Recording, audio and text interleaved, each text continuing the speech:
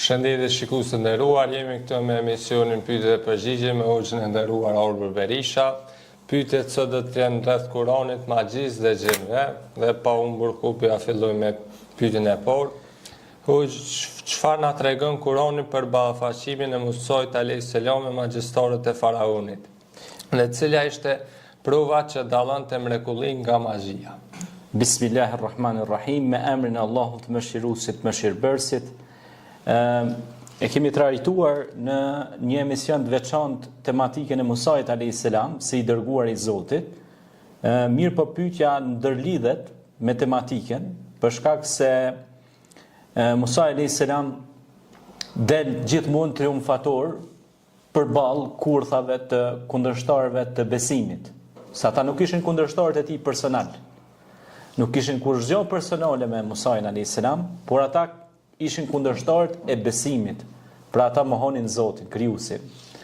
Dhe në surën Taha, ajeti 66 me radhë, shpjegohet kjo ngjarje shumë interesante e ballafaqimit të Musait alayhis salam me magjistarët e faraonit.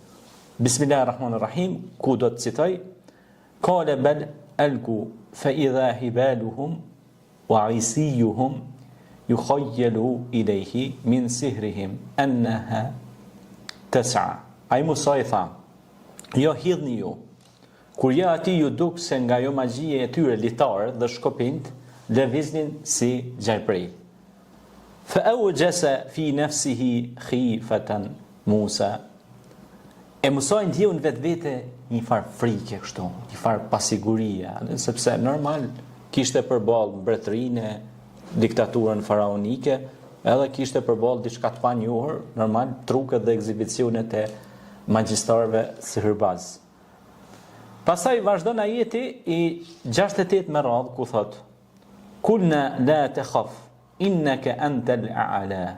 E ne tham atij, mos u frikso, se me të vërtet ti do të jesh i lartësuar dhe triumfues. A'la në lartësi, pra në triumf. Pra ti do t'ja dalësh, sepse kjo është pra mrekulli.